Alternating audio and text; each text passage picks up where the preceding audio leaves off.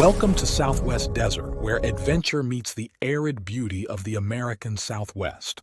Join us as we explore the rugged landscapes, uncover hidden historical gems, and dive deep into the rich legends and culture of this iconic region. Subscribe now and hit the bell icon so you don't miss out on our latest desert adventures. Please leave a like or comment. This is very helpful. Let's journey together into the heart of the Southwest Desert.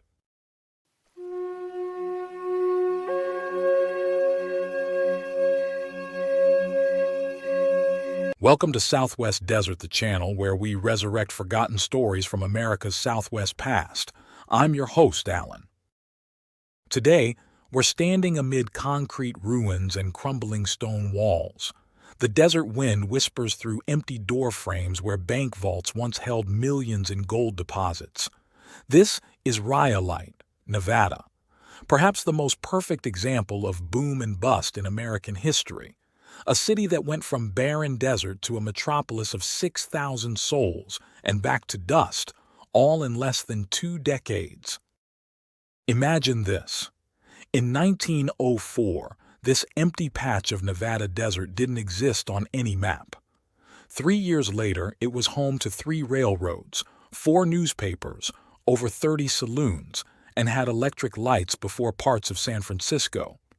Within another decade, it would be completely abandoned, with only a single resident, described in records only as a solitary Frenchman, remaining among the ruins. How does a city rise and fall so dramatically? What fever gripped the men and women who built their dreams here? And what lessons does Rhyolite hold for us today about the nature of ambition, speculation, and the American pursuit of fortune? Stay with us as we uncover the glittering rise and spectacular collapse of Nevada's most famous ghost town. The story of Rhyolite begins like many Western gold rush tales, with a lucky prospector and a fortuitous discovery. But the setting was uniquely forbidding. The Bullfrog Hills region sits near what we now know as Death Valley, one of the hottest, driest places on the North American continent. It was August 1904. The recent strikes at Tonopah and Goldfield had prospectors combing every inch of Nevada's seemingly endless desert landscape. Among them were 2 seasoned desert rats, Frank, Shorty, Harris, and Eddie Cross. Harris would later describe the moment he found the greenish quartz that would change everything. The rock was green, almost like turquoise, spotted with big chunks of yellow metal and looked good enough to eat. That distinctive green coloration reminded the men of a bullfrog's back, inspiring them to name their claim Bullfrog Mine, an ironic choice given the parched landscape where no self-respecting amphibian would ever make its home. News traveled fast, despite the remote location. By fall 1904, hundreds of prospectors and fortune seekers had descended on the area, staking claims across the territory between the original Bullfrog Mine and the life-giving waters of the Amargosa River. The initial settlements were rudimentary, even primitive.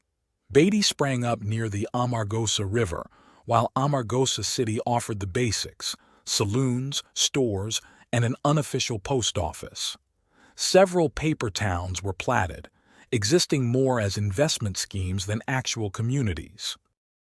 But it was a prospector named Pete Bush who staked the claim that would become Rhyolite itself, choosing a location among the most promising mines.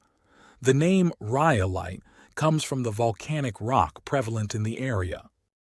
By February 1905, Bush was offering free lots to encourage development, and fortune seekers began abandoning the makeshift canvas towns to build more permanent structures in Rhyolite. The migration to the new Boomtown accelerated under the rallying cry, "Bullfrog or bust." The journey to this remote outpost showcased American ingenuity and determination.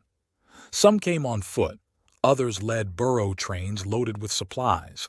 Those with means arrived by saddle horse, while families packed into light rigs.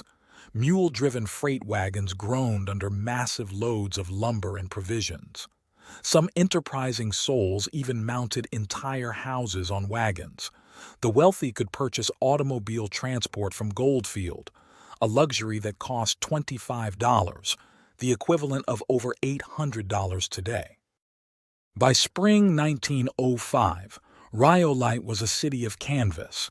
Tents housed everything from butcher shops to banks, bakeries to drugstores. Accommodations were basic but functional. Tent inns featured wooden frames with canvas walls and simple wooden floors. A night's lodging in a two-cot room cost $1, roughly $33 in today's currency. Communication with the outside world was established with remarkable speed.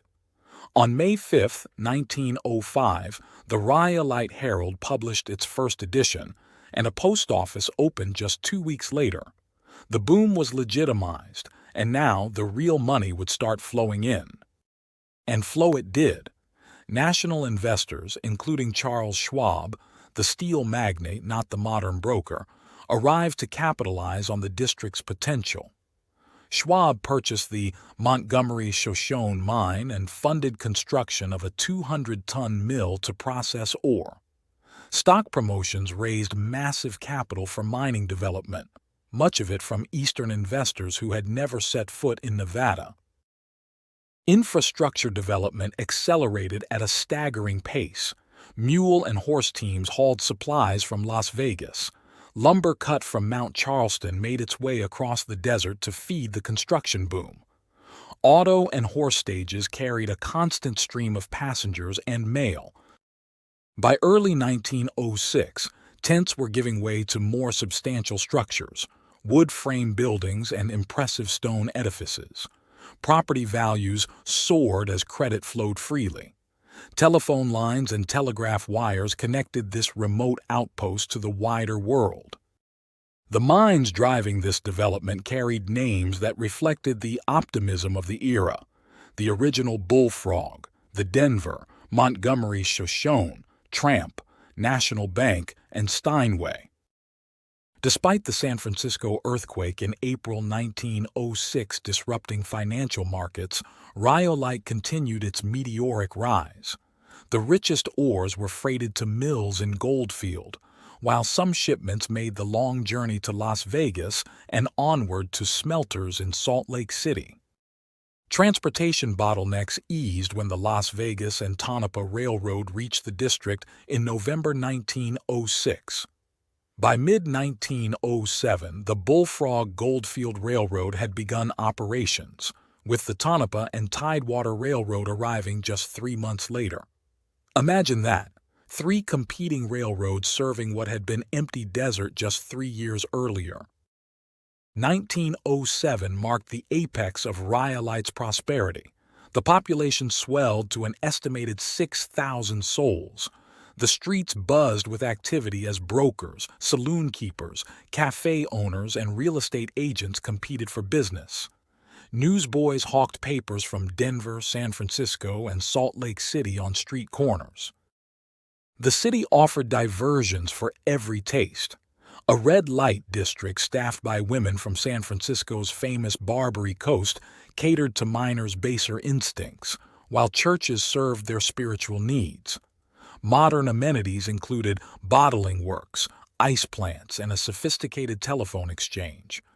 Cultural life thrived with an opera house and even a symphony orchestra.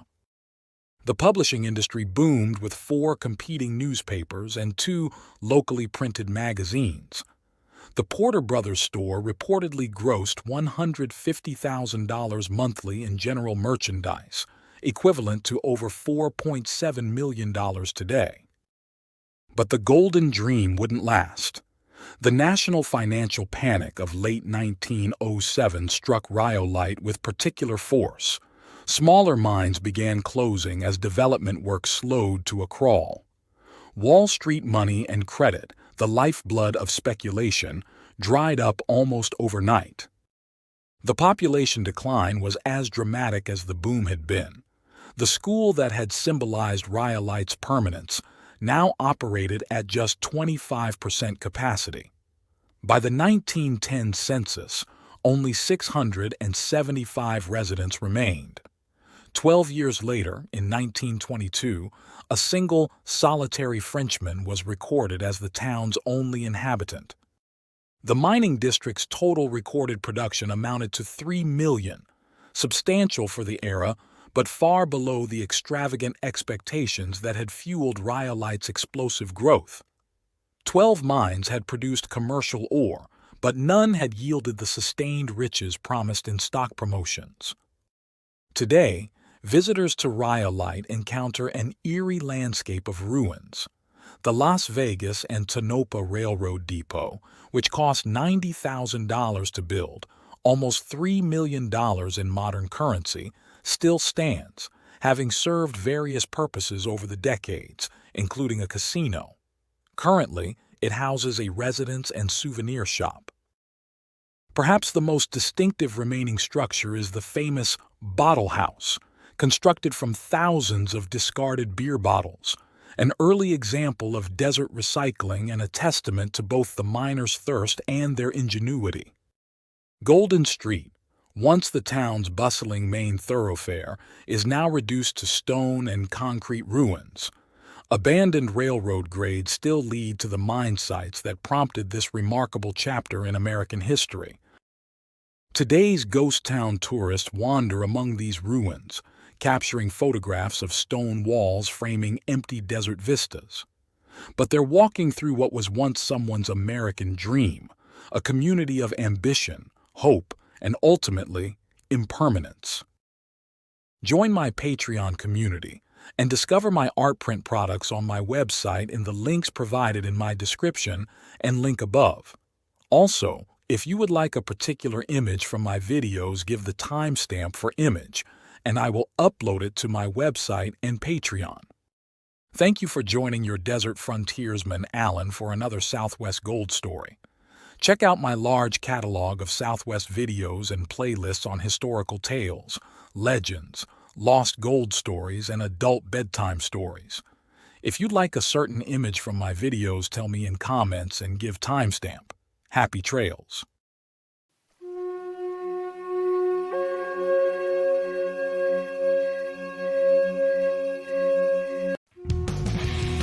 Thanks for watching. If you enjoyed this video, don't forget to like, comment, share, and subscribe for more great content. Hit the notification bell so you never miss an update. See you in the next video.